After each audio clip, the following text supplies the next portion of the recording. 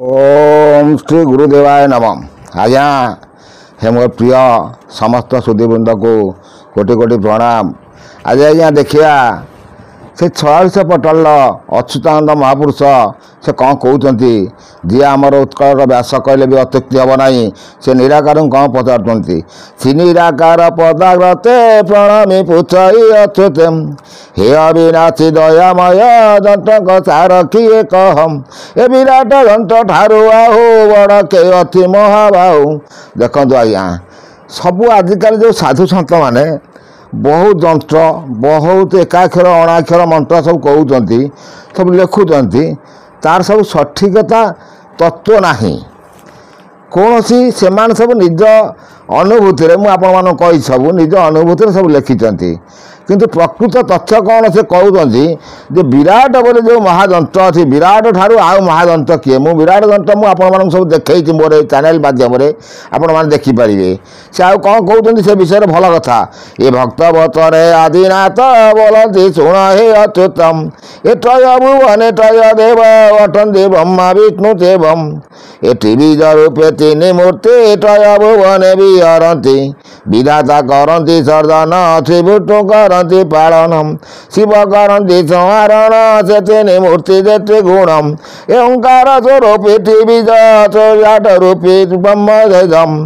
देखो आज्ञा से कहते ओंकार रूपी तीन बीज ओंकार तीन टा बीज जन्म होती देहर ब्रह्मा विष्णु महेश्वर से उत्पत्ति होती ब्रह्मा सृष्टि सर्जना करुँच विष्णु पालन करुँच शिव संहारण करुँच भल कथा से कहते आउ कौन कहते उपरे अर्ध मात्रा आदि ओकार अटेकार गादि ए मात्रा उपरे शून्य ब्रह्म महाशून्य रेता विश्राम महाविराट रूप से ही तांकर आदि अंत नाही से महाविराट महिमा देव भाई न पारि सीमा।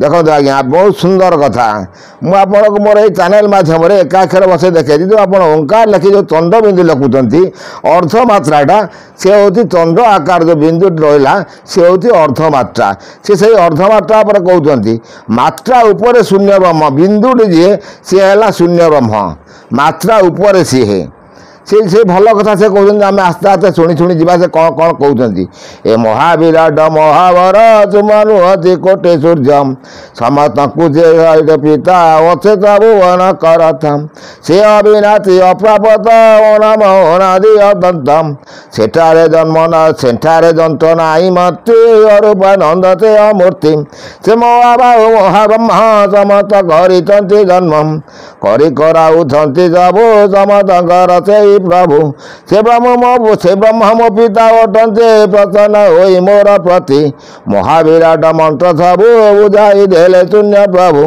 तेबे तो आगे कहू अति शुण महाविराट जेति गुणम से निराकार विष्णु जो पचारुंट अच्युत किए पचारुंट अच्युत पचारुंट निराकार विष्णु सी स्वयं आदि विष्णु सी कहते मो उपर जड़े महाशून्य ब्रह्म अच्छी तेणु कथाकार मान सब लिखिं जे शून्य शून्य महाशून्य शून्य मध्य निरंजन निरंजन मध्य ज्योति सज्योति भगवान से जो ज्योतिष रूप जो अणाकर कहते जो एकाक्षर मंत्र बोली समस्ते पचारुंट से एकाक्षर मंत्र पर आम आलोचना कर देखा से भल कथा से कहते कौन कहते आज्ञा ये महाविराट मंत्र सबु बुझाई देले शून्य प्रभु तोते कहू अति शुण महाविराट जे निर्गुण शून्य शून्य जे महाशून्य से तीन शून्य अर्थ शुण ये प्रथम अटे ठूल शून्य तापर निराकार भुवनम आरे क शून्य जहा कही भुवन महानित्य तेहि ए महिमा गोसाई जे तही से शून्य शांति अटे रही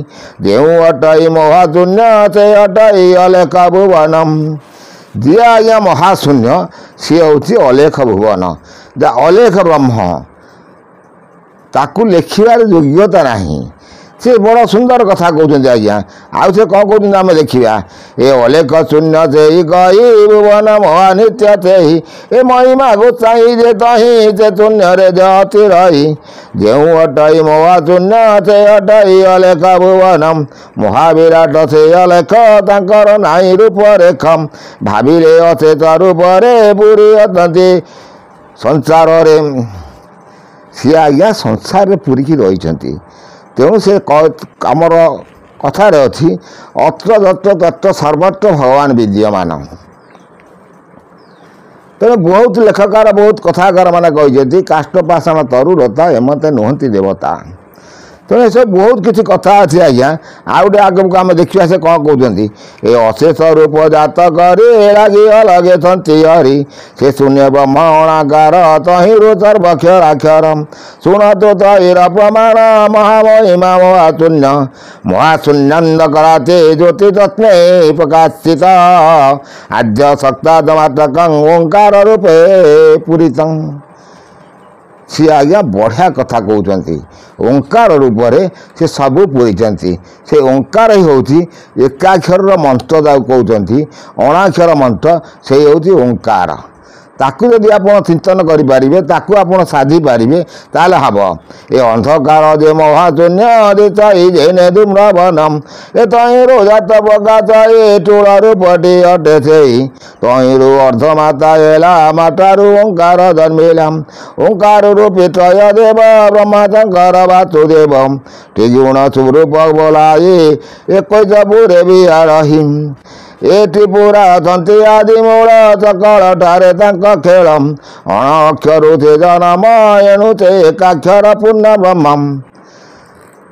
ତେଣୁ ଅଣ ଅକ୍ଷରୁ ସେ ଜନ୍ମ ହେଲେ କିଏ ନା ଏଇ ଯେଉଁ ବ୍ରହ୍ମା ବିଷ୍ଣୁ ମହେଶ୍ୱର ମାନେ ସେଇମାନେ ସବୁ ଜନ୍ମ ହୋଇଛନ୍ତି। ତେଣୁ ସେମାନେ ସବୁ ରହିଛନ୍ତି। ଆଉ ସେ ଭଲ କଥା କହୁଛନ୍ତି, ଏ ଅଣ ଅକ୍ଷରୁ ସେ ଜନମ ସେ ଏକାକ୍ଷର ପୂର୍ଣ୍ଣ ବ୍ରହ୍ମ ଭେଦ ଭେଦ ଯେ ନାହିଁ ନାସ୍ତେ ଅରୂପ ସ୍ୱରୂପ ବୋଲନ୍ତି। ବଢ଼ିଆ କଥା କହୁଛନ୍ତି। ଅରୂପରୁ ସେ ସ୍ୱରୂପ ହେଇକି ବୋଲୁଛନ୍ତି। ବଡ଼ ସୁନ୍ଦର ସୁନ୍ଦର ତଥ୍ୟ ମୁଁ ଆପଣମାନଙ୍କୁ ସବୁ ଦେଉଛି। ଆପଣମାନେ ଯଦି ମୋର ଏଇ ଚ୍ୟାନେଲ୍ ମାଧ୍ୟମରେ ଆସି ଶୁଣିବେ ତାହେଲେ ବହୁତ କିଛି ଶୁଣିବେ। ଆଉ ବି ମନେ ରଖନ୍ତୁ ଆଜ୍ଞା, ଯେତେ ଏପିସୋଡ଼ ଶୁଣୁଛନ୍ତି ମୂଳରୁ ଶେଷ ପର୍ଯ୍ୟନ୍ତ ଶୁଣିଲେ ବହୁତ ଜ୍ଞାନ ଅର୍ଜନ ହେବ। ପୁଣି ନେକ୍ସଟ ଅଧ୍ୟାୟରେ ଆପଣଙ୍କୁ ଆଲୋଚନା କରିବା ସେ ମହାବିରାଟ ଯନ୍ତ୍ର ଉପରେ ସେ କ'ଣ କହୁଛନ୍ତି, ସେ ଯନ୍ତ୍ର ଉପରେ ଆମେ କିଛିତ ଅଂଶ ଆଲୋଚନା କରିବା। ବହୁତ ଜ୍ଞାନ ମାର୍ଗର ବାଣୀ। ଏତକ ରହୁଛି ଆଜ୍ଞା। କୋଟି କୋଟି ନମସ୍କାର।